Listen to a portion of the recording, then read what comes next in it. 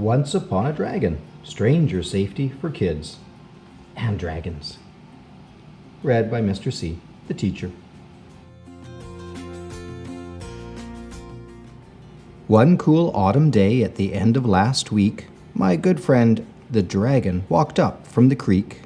We wanted to go to the park by the bay, so I asked Mom and Dad if that was okay. Mom said, "Great idea," and grabbing the wagon, we walked down the street, Mom, me, and the dragon. My friend brought his bear and a storybook too. With the swings and the slide, we'd have plenty to do. We swung high on the swings till our feet touched the sun, then jumped to the ground and started to run. A dragon-sized here and there, heart-stopping race, up, down, and around, and all over the place.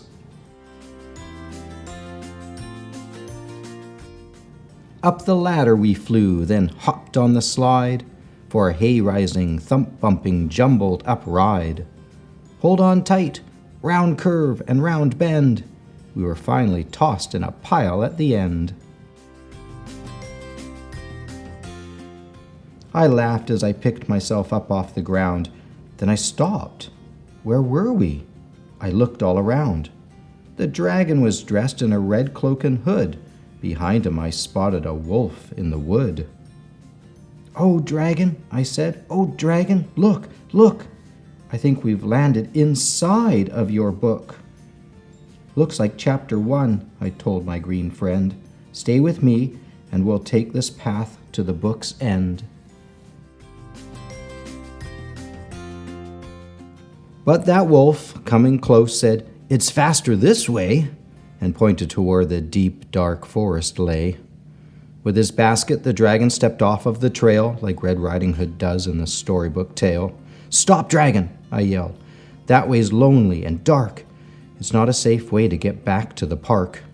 Besides, please remember that wolf is a stranger. What he says to do could put us in danger."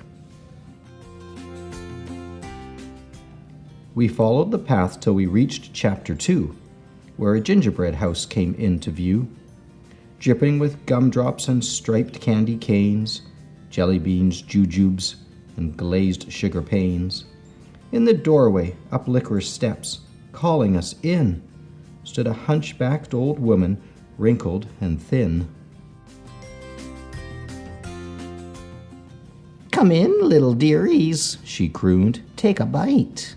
Fill up your pockets, eat all that you'd like." Now dragons love candy, I'm sure you all know, so I grabbed his tail tight and I wouldn't let go. I dug in my heels as he walked to her stair. "Dragon," I groaned, "we should not go in there." With a last longing look, he turned back to me, and we leaped through the pages into chapter 3. 7 pairs of long underwear hung on the line, and 7 small dishes were set out to dine, and dragon, dear dragon, the silliest sight, was scrubbing the floor dressed up as Snow White. I was laughing so hard I missed hearing the knock, and couldn't stop dragon, who undid the lock. Before I could pick myself up off the floor, that dragon, who shouldn't have, opened the door.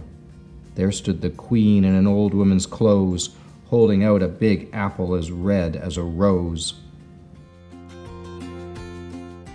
"Dragon!" I hollered with all of my might, and stopped him before he could take his first bite. "You don't know it's safe. It could make you quite sick. Don't fall for that evil queen's horrible trick. Then mirror, mirror on the wall. Could a gingerbread dragon be fairest of all?" "Run, dragon, run!" I laughed, "fast as you can." And off through the tale the two of us ran. We stopped at the river, 'cause cookies can't swim.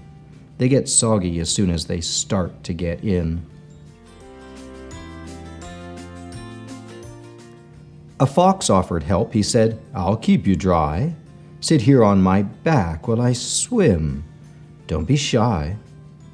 Now I couldn't remember how this story went and whether that fox really said what he meant, so I shook my head, "No!"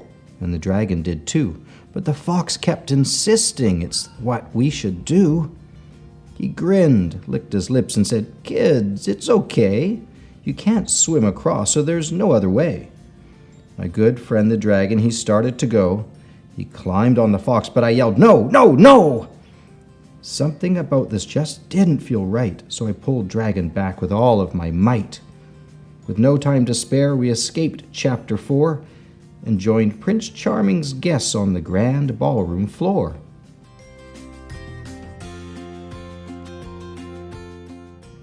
When the clock chimed at 12, we knew what to do. We ran down the steps where we both lost a shoe. A carriage pulled up and then drove alongside. "Come on, get in," called a voice from inside. "The 3 little pigs have been captured, it's true. They need help right away, so they sent for you two." "You can huff, you can puff," I cried. "We won't get in, not by the hair of my chinny chin chin."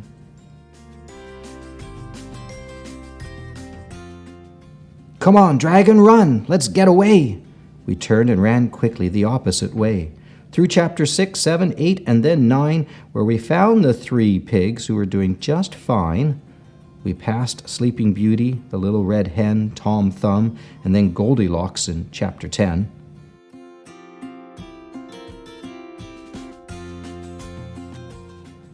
I'm not sure how long our adventuring took, but we finally arrived at the end of the book. "Now what?" I asked, feeling puzzled. I frowned. "We need to find help." I sighed, looking around. I had no sooner spoken when, quick as you please, a lovely bright light floated down on the breeze. The blue fairy godmother, come from afar. I could tell it was her by the wand with the star. "Dragon, look there. I think she might know." So we asked that safe stranger which way we should go. I know whom I'd ask in a fairy tale book. She winked and gave Dragon an all-knowing look. The end. "Dragon," I cheered, "it's all up to you." He nodded his head, 'cause he knew what to do. My fairy tale friend took a deep breath and then, with one fiery blast, blew a hole in the end. And there we were piled on the ground by the slide. "Dragon, we made it! We're back home!" I cried. My mum and I hugged and we told her the tale of adventure we had on the storybook trail. Hand in hand we walked home, Mum, me, and my friend, to live safe ever after. And that is the end.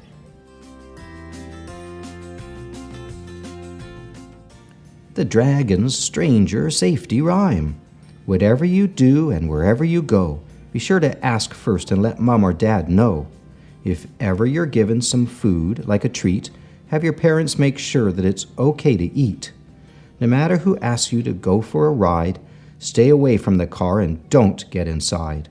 If you have a feeling that something's not right, go quickly to where it is busy and bright. If you can't get away, make a scene, kick and yell. And when safely back home, make sure that you tell. Even though most of them won't bring you danger, be careful whenever you meet a stranger.